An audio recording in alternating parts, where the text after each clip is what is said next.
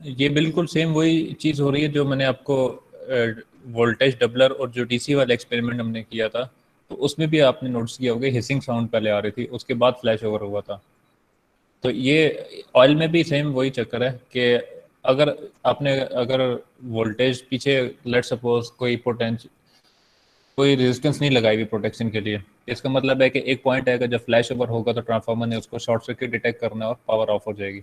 अगर आपने कोई रेजिस्टेंस लगाई हुई है तो आपको फिर कंटिन्यूस फ्लैश ओवर होता हुआ नजर आएगा। तो सर लेट्स हमने सपोज हमारे हमारे पास केस में लेट्स सपोज हमारे हमारे पास केस में कोई हमने एम, जी जी बताएं। सर अगर हमारे पास कोई एम मीटर सीरीज में लगा हो तो वो जो आवाज आ रही थी उस टाइम वो कंडक्ट कोई करंट हमें शो करेगा कि कंडक्शन कुछ हो रही है या नहीं हो रही? हाँ करेगा, क्योंकि ये उससे पहले, फ्लैश ओवर से पहले? नहीं, फ्लैश ओवर से पहले शो नहीं होगा। अच्छा, वो जो आवाज साउंड आ रही थी तो वो वो जो साउंड आ रही है, अगर आपका एमीटर बहुत ही कोई एक्यूरेट है या बहुत ही कोई मिली एम्पेयर्स में रीडिंग दिखा रहा है, माइक्रो में रीडिंग दिखा रहा है, तो फिर आपको वो करंट भी मेजर करके दे देगा।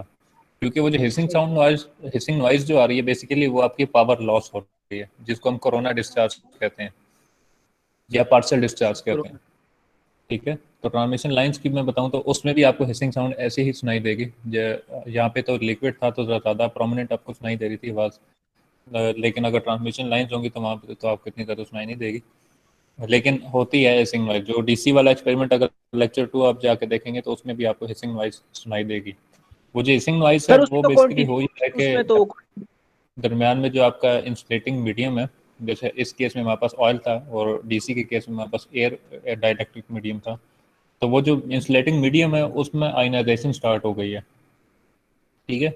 वो आयनाइजेशन हो रही है लेकिन वो कंप्लीट आयनाइजेशन इतनी नहीं हुई कि आपके एक इलेक्ट्रोड से दूसरे इलेक्ट्रोड के बीच में करंट फ्लो हो जाए, पूरा एक चैनल बन जाए। वो पार्शियली आयनाइज हो रही है, दरमियान में इंसुलेटर पार्शियली आयनाइज हुआ है, जिसको हम पार्शियल डिस्चार्ज भी कहते हैं। उसकी वजह से आपकी कंप्लीट फ्लैश ओवर नहीं होता, लेकिन आपकी जो जो ये एनर्जी है वो ट्रांसफार्मर लगा, कंज्यूम हो रही है। हाँ जी,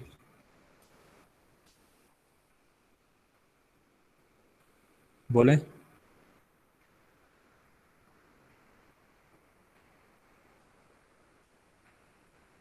सर आपकी आवाज नहीं है। हारिस,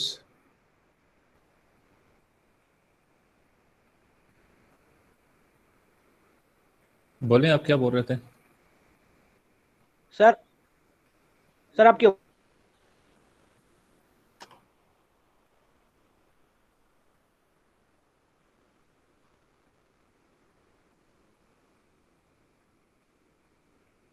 अच्छा चले, मैं बता रहा था, मैं ये कह रहा था कि जो दरमियान में आपका इंसुलेटिंग मीडियम है वो ऑयल है। तो ऑयल ऑयल के जो पार्टिकल्स हैं, जो ऑयल के अंदर जो एटम्स मौजूद हैं, उसमें आयनाइजेशन स्टार्ट होने शुरू हो जाती है।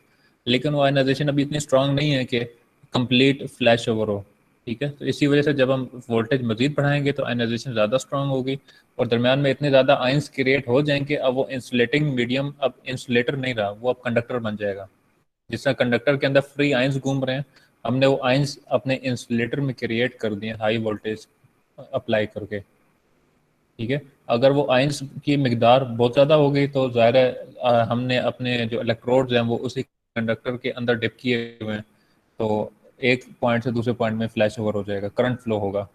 और चूंकि हमने कोई प्रोटेक्शन रेजिस्टेंस नहीं लगाई हुई इसकी सीरीज में, तो इसका मतलब ये है कि ट्रांसफार्मर को ऐसे लगेगा कि कोई आगे शॉर्ट सर्किट हो गया, क्योंकि दोनों इलेक्ट्रोड्स के बीच में तो इंसुलेटर मीडियम है, इंसुलेटिंग मटेरियल है, लेकिन दोनों इलेक्ट्रोड्स की एक साइड पर फेज कनेक्टेड है लाइव और एक साइड पर न्यूट्रल या अर्थ कनेक्टेड है। तो ट्रांसफार्मर को ऐसे महसूस होगा कि दरमियान में जो पहले इन्फिनिट रेजिस्टेंस थी अब वो ख़त्म हो गई है। कोई अब आपने दरमियान में शॉर्ट सर्किट क्रिएट कर दिया, कोई कंडक्टर मीडियम इन बीच में इंट्रोड्यूस करवा दिया, जिसकी वजह से आपका फेज और जो न्यूट्रल है या फेज और अर्थ है वो आपस में शॉर्ट सर्किट हो गए हैं। तो ट्रांसफार्मर ओवरलोड होगा और पैनल डिटेक्ट कर लेगा कि शॉर्ट सर्किट हो गया, पैनल आपको पावर ऑफ करवा देगा। लेकिन अगर कोई सीरीज में प्रोटेक्टिव रेजिस्टेंस लगाई हुई है तो वो अ, बेशक वो शॉर्ट सर्किट होता भी है, तो ट्रांसफार्मर को तो सिर्फ रेजिस्टेंस नज़र आएगी जो हमने लगाई हुई है, तो रेजिस्टेंस के ऊपर वोल्टेज ड्रॉप अपीयर हो जाएगा।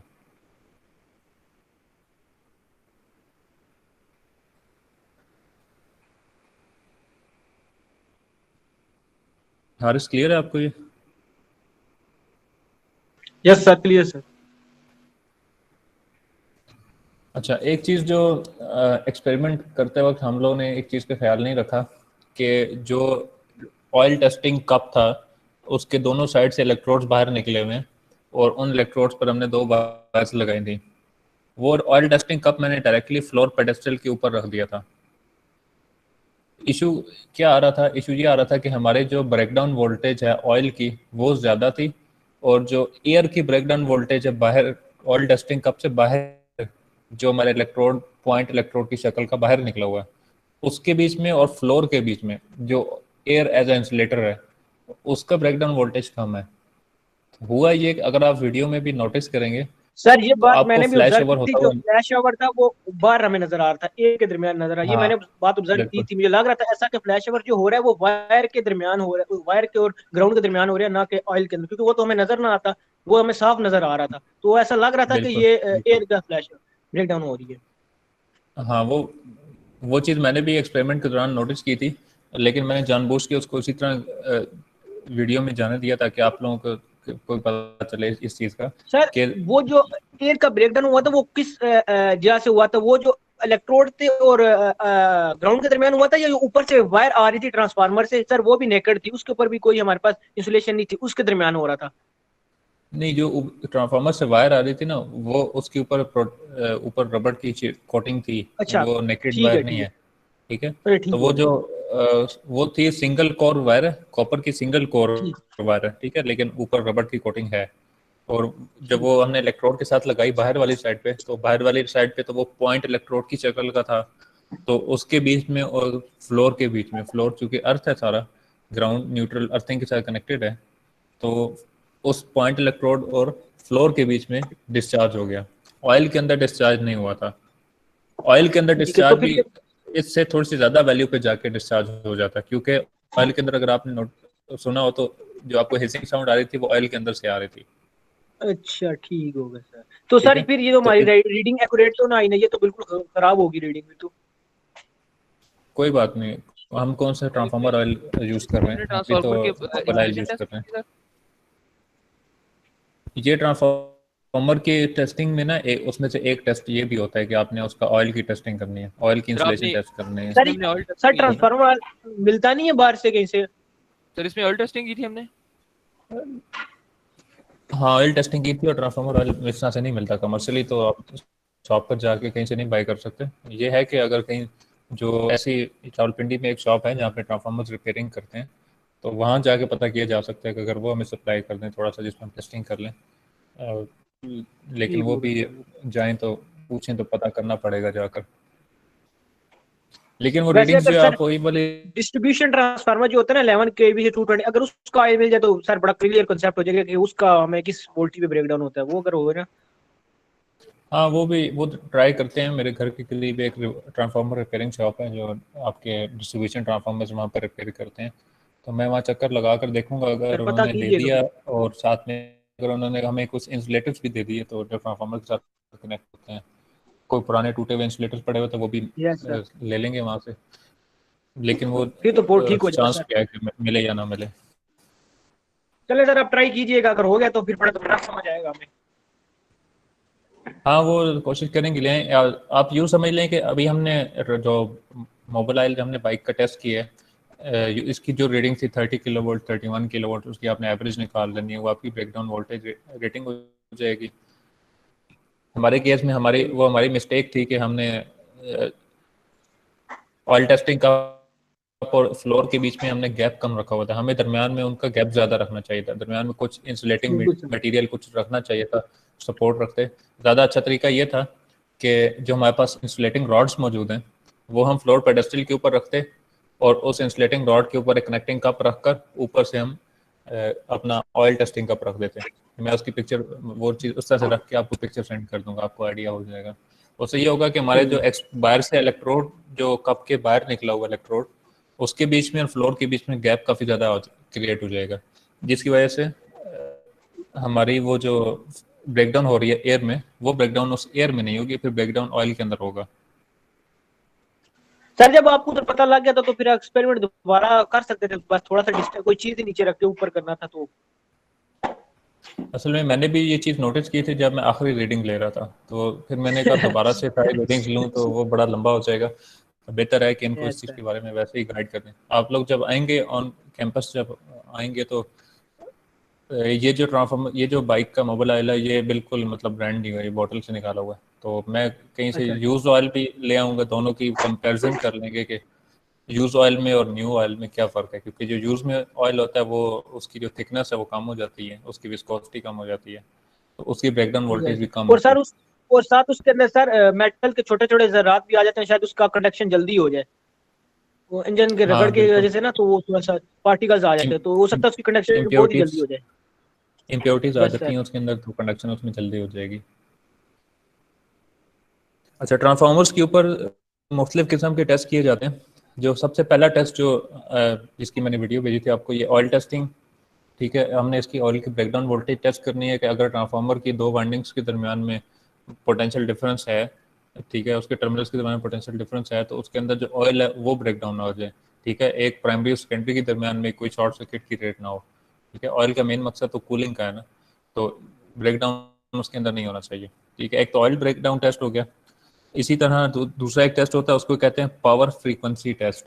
उसमें हम यही करते हैं कि जो भी हमारा टेस्ट ऑब्जेक्ट है, लेट्स सपोज ट्रांसफार्मर है, तो ट्रांसफार्मर को हम 1 मिनट के लिए उसकी रेटेड वोल्टेज से 3 टाइम्स ज़्यादा वोल्टेज पर चलाते हैं। ठीक है, और फिर चेक करते हैं कि उसकी वाइंडिंग में तो इंसुलेशन डैमेज नहीं होगी। वाइंडिंग की जो इंसुलेशन है अगर वो डैमेज होगी तो उसका मतलब है कि ट्रांसफार्मर का जो पावर फ्रीक्वेंसी टेस्ट है वो फेल हो गया, या ट्रांसफार्मर सूटेबल नहीं है कि हम इसको वहाँ पर लगाएं, मतलब बाहर कहीं यूज़ करें। ये दूसरा टेस्ट होता है। तीसरा टेस्ट होता है इम्पल्स वोल्टेज टेस्ट। ठीक है, impulse voltage test, impulse current test, मतलब ये एक ही चीज़ है।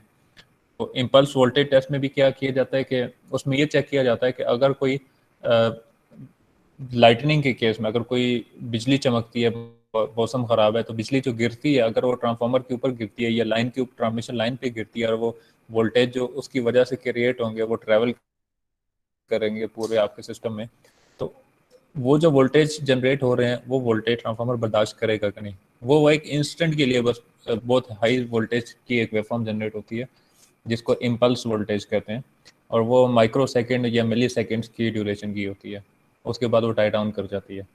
तो ये टेस्ट भी ट्रांसफार्मर पे किया जाता है कि ट्रांसफार्मर इम्पल्स वोल्टेजेस को विथस्टैंड करेगा कि नहीं। ये टेस्ट भी हम जाके करेंगे, ट्रांसफार्मर के ऊपर नहीं करेंगे लेकिन वैसे इंसुलेटिंग मटेरियल्स के ऊपर करेंगे। मेथड दोनों का एक ही जैसा है। इसी तरह इम्पल्स वोल्टेज टेस्ट के साथ एक और सर जो टेस्ट होता है। Impulse sir impulse voltage test है, वो सब ट्रांसफार्मर्स के लिए होता है या हर ट्रांसफार्मर की एक जनरल होता है, या हर ट्रांसफार्मर की रेटिंग के मुताबिक होता है?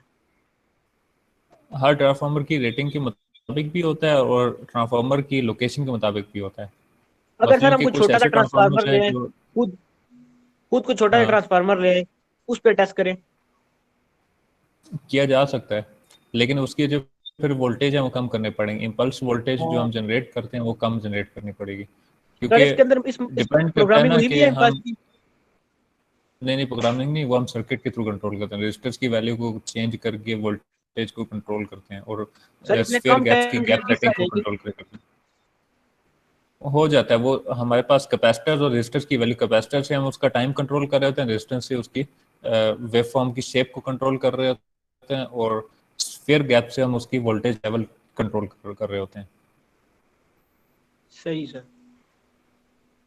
ठीक है, इसी तरह इम्पल्सेस भी दो तरह की होती हैं, एक लाइटनिंग इम्पल्स होती है, एक स्विचिंग इम्पल्स होती है। स्विचिंग इम्पल्स कहाँ से आती है?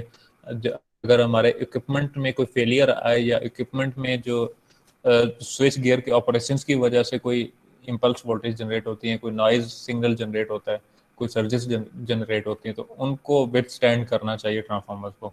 जैसे हमने स्विच को ऑन करना है, तो आपको मालूम है कि स्विच ऑन करते हैं तो सिंपल डीसी के एग्जांपल भी लें तो 0 से 5 वोल्ट ऐसे स्क्वायर वेव तो नहीं आती। आप स्विच ऑन करेंगे तो एक स्पाइक आएगी, फिर वो डाई डाउन करके 5 वोल्ट तक आएगी। तो वो जो स्पाइक आ रही है वो स्विचिंग इम्पल्स है। स्विचिंग इम्पल्स भी विथस्टैंड करनी चाहिए ट्रांसफार्मर को। ठीक है, क्योंकि वो तो हर टाइम आ रही होगी, कभी आपका स्विच गियर ओपन हो रहा है, कभी आपके ब्रेकर्स ओपन हो रहे हैं, क्लोज हो रहे हैं, तो इम्पल्सेस तो हर टाइम जनरेट होने हैं, तो आपका जो इक्विपमेंट है वो इम्पल्स वोल्टेज को भी विथस्टैंड करे, ये भी टेस्ट किया जाता है। इनकी डिफरेंट शेप्स होती हैं, लाइटिंग इम्पल्स की डिफरेंट शेप होती है, स्विचिंग इम्पल्स की डिफरेंट शेप होती है। ये आगे हमने एक्सपेरिमेंट करना है, फिर उस पर हम देख लेंगे, डिस्कस कर लेंगे वहाँ पर।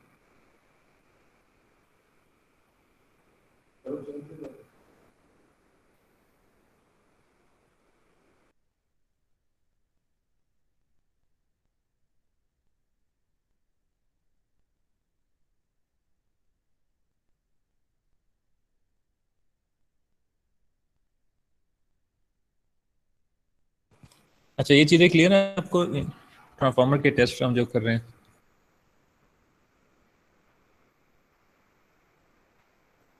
सर दरमियान में आपकी आवाज चली जाती है, अभी पहले भी चली गई थी, अभी भी गई हुई है। अच्छा, मैं ये बता रहा था कि जो इम्पल्स वोल्टेज क्लियर है ना, इम्पल्स वोल्टेज के टेस्ट हम क्यों करते हैं, स्विचिंग इम्पल्स वोल्टेज का टेस्ट क्यों करते हैं, ये चीज़ समझ आई यस है? सर।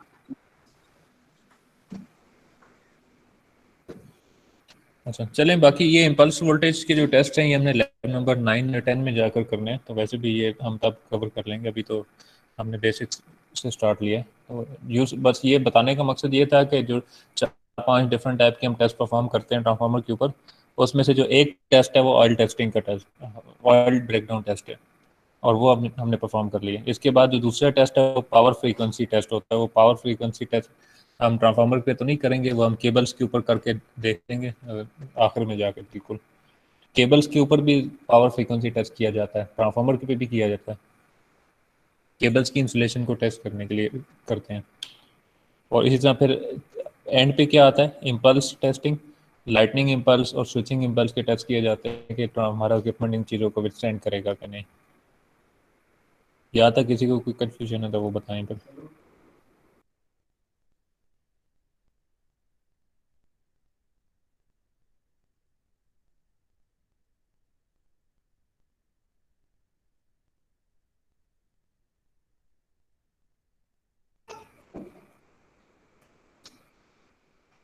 अच्छा, किसी को पिछले उसमें लेक्चर में कोई इशू तो नहीं है जो मैंने अपलोड किया था 2 दिन पहले, या देखा ही नहीं है?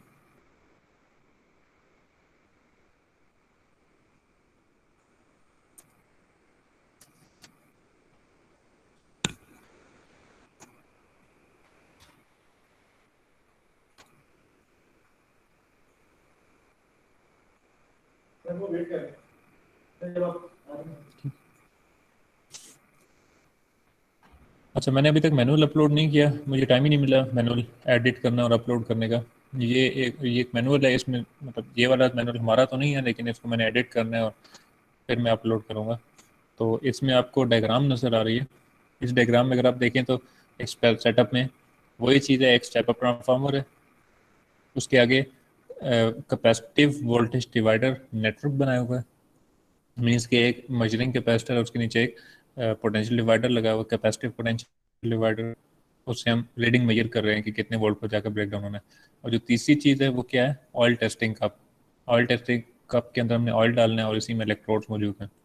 अब इस ऑयल टेस्टिंग कप में और फ्लोर के बीच में गैप होना चाहिए इतना ज़्यादा कि ब्रेकडाउन आपके ऑयल के बजाय एयर में ना होना शुरू हो जाए। ठीक है, हमारे केस में ब्रेकडाउन एयर में होना शुरू हो गया था। टेबल में आपने 6 रीडिंग्स बनानी है और उसके बाद उनकी एवरेज निकाल लेनी है, वो आपकी एवरेज वैल्यू होगी। Oil type and specs, oil type में आप ये लिख सकते हैं कि जो हम बाइक का मोबाइल ऑयल यूज़ करें, मोबाइल ऑयल भी आप मार्केट में देखें तो डिफरेंट क्वालिटीज़ के आपको मिलेंगे, उनकी रेटिंग्स लिखी होती हैं, 10-40, 10-30, 5-30, इस तरह की रेटिंग्स लिखी होती हैं, तो हर एक की डिफरेंट आपको कैरेक्टरिस्टिक्स मिलेंगी।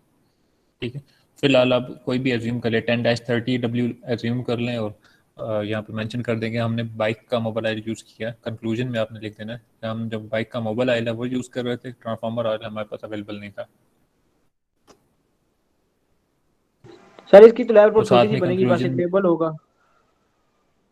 हाँ छोटी सी है इसकी लैब रिपोर्ट। साथ सर में वो कहानी कंक्लूजन में वाला आप तो ये नहीं भी लिखी? मेंशन कर देना है कि सर ऊपर वो प्रोसीजर वगैरह वो सारा। नहीं, बहुत ये चीज़ मैं अपलोड करूंगा ना, इसमें से आप पढ़ लेना, बहुत छोटी सी चीज़ें हैं ये, जो मतलब थ्योरी है उसमें तो आपने बताना है ना कि आप ब्रेकडाउन टेस्ट कर क्यों रहे हैं, आप ट्रांसफार्मर को टेस्ट करना चाह रहे हैं, उसकी इंसुलेशन स्ट्रेंथ टेस्ट कर रहे हैं ऑयल की, ठीक है। और उसमें साथ ये भी मेंशन करते हैं डिफरेंट टाइप के टेस्ट होते हैं जो मैंने आपको नाम बताए 3-4, उनमें से एक जो है वो ऑयल टेस्टिंग कप है, उनमें से एक है वो ऑयल टेस्टिंग कप है, और oil testing oil breakdown test है, और बाकी जो टेस्ट है वो हम नेक्स्ट लैब में परफॉर्म करेंगे। सही।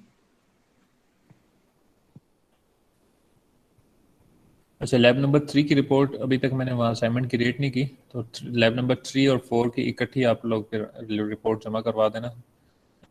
उसमें कोशिश ये किया करें कि आप एक ही पीडीएफ फाइल जमा करवाएं।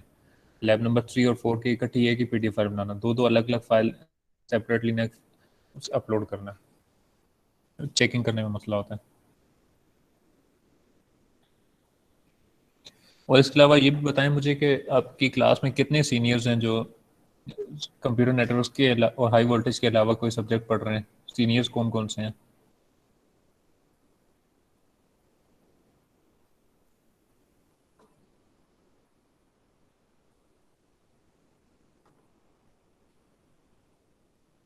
लगता है आज पूरी क्लास सो रही है।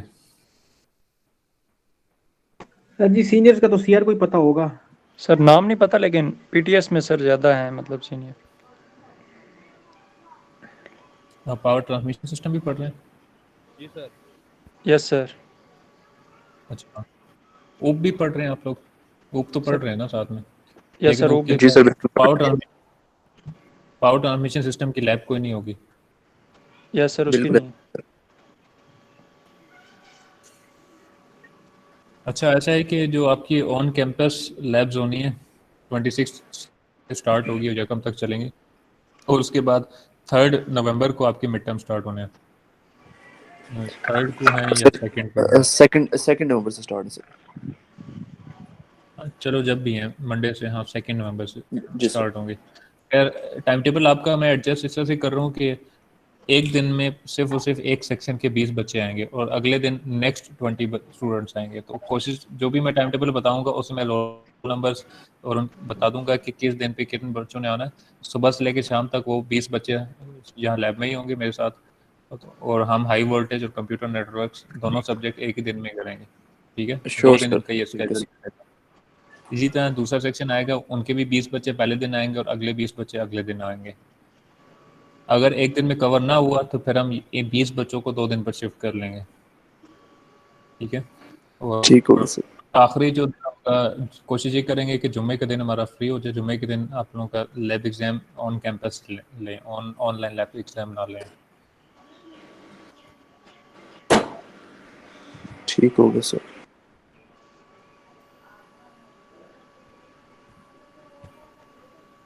किसी ने कोई और बात शेयर करनी है तो इजाज़त है आप लोगों को।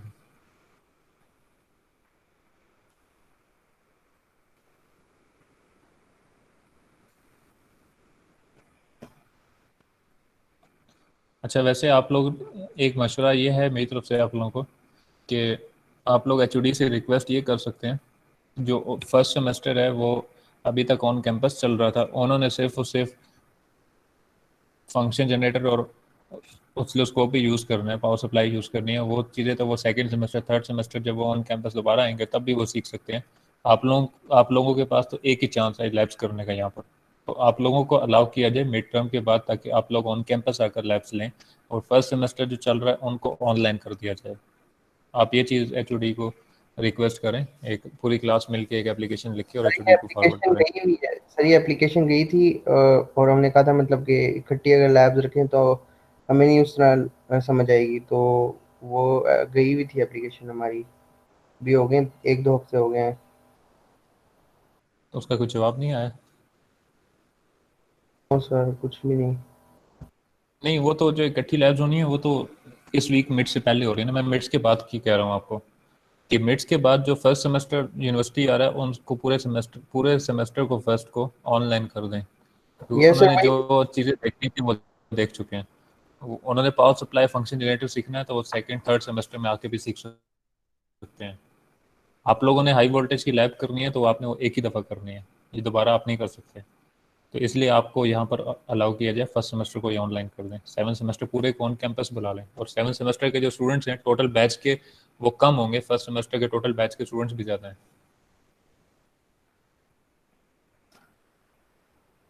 Yes sir.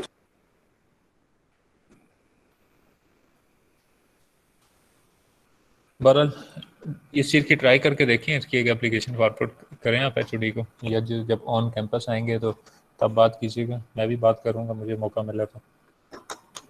हो गया ऑन कैंपस तो आप लोगों के लिए अच्छा हो जाएगा थोड़ा।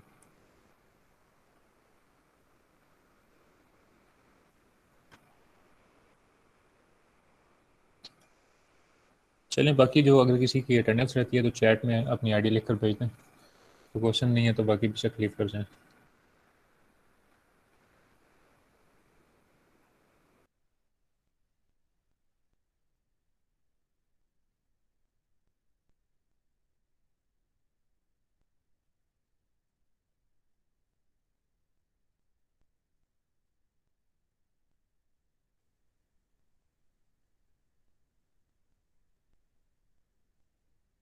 सर लीव कर दें सर?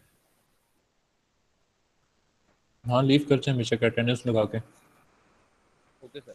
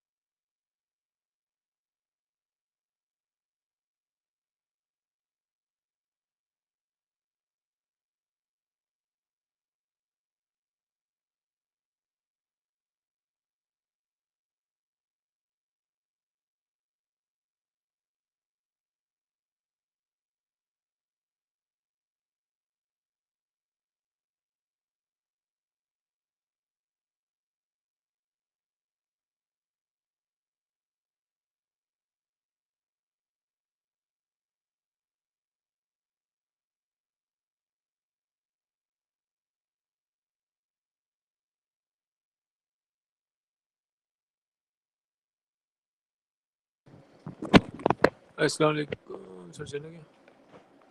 Hello sir. जी जी मैं ऑनलाइन बैठा हूँ, आप कहाँ हैं, आप क्यों गायब हैं?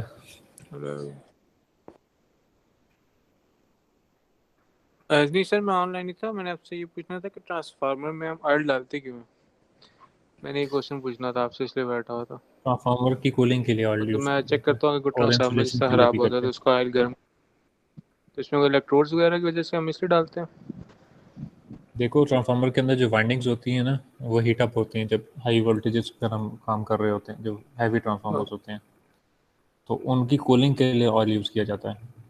अब वो जो ऑयल यूज़ कर रहे हैं वो उसकी जो ठीक है इंसुलेशन सर। प्रॉपर्टी है उसकी बहुत अच्छी होनी चाहिए, वरना ये होगा कि जो प्राइमरी सेकेंडरी वाइंडिंग्स हैं वो आपस सही में शॉर्ट होगा। सर्किट हो जाएंगी। ठीक है सर, मैंने ये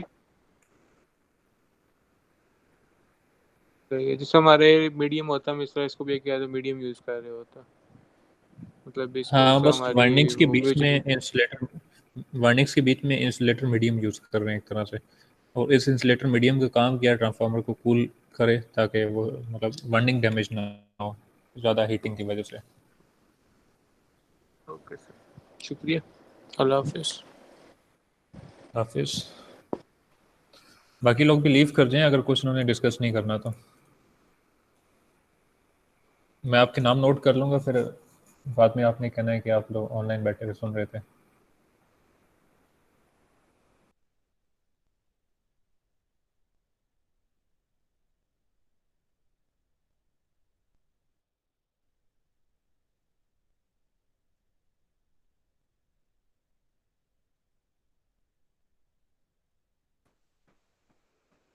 जी यावर, अभी आए ऑनलाइन आप?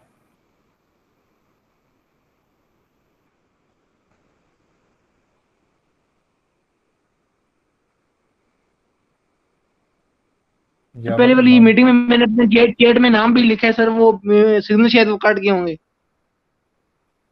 अच्छा ठीक है, अब तो मीटिंग एंड हो गई, अभी लीव कर जाएं बस। ठीक है सर।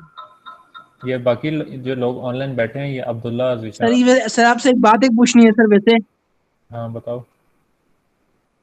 सर सर एक बात की पूछना चाह रहा था, अगर आपको ये आइडिया हो कि सर जैसे मिसाल ये 7 तारीख को पेपर एंड होते हैं यूनिवर्सिटी के अंदर, तो उसके बाद दोबारा से इसी तरह क्लासेस होंगी सर जिस तरह भी हो रही है ऑनलाइन? हाँ, मिड्स के फ़ौरन बाद क्लासेस कंटिन्यू हो जाएंगी। सर इसी तरह ऑनलाइन ही रहेंगी जिस तरह ये जीसीआरएस पे होती हैं? हाँ, अगर आप लोग एचओडी से बात करें कि ऑन कैंपस आप लोगों को बुला लें तो फिर तो ऑन कैंपस हो जाएंगी, वरना तो ऑनलाइन चलेंगी।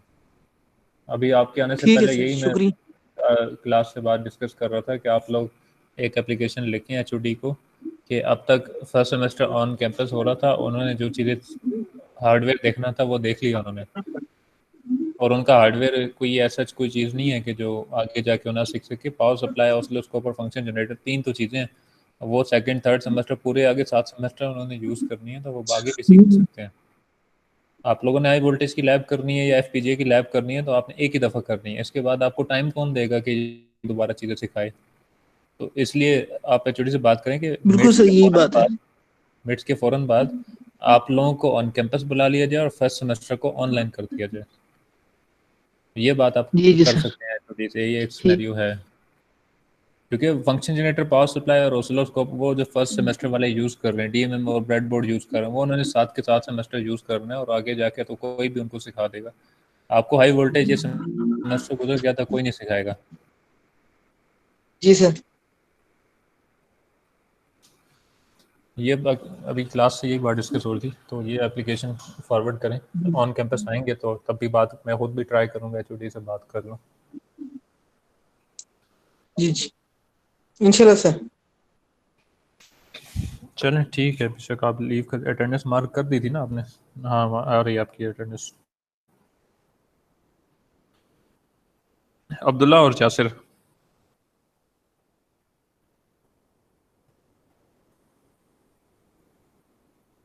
अब्दुल्ला।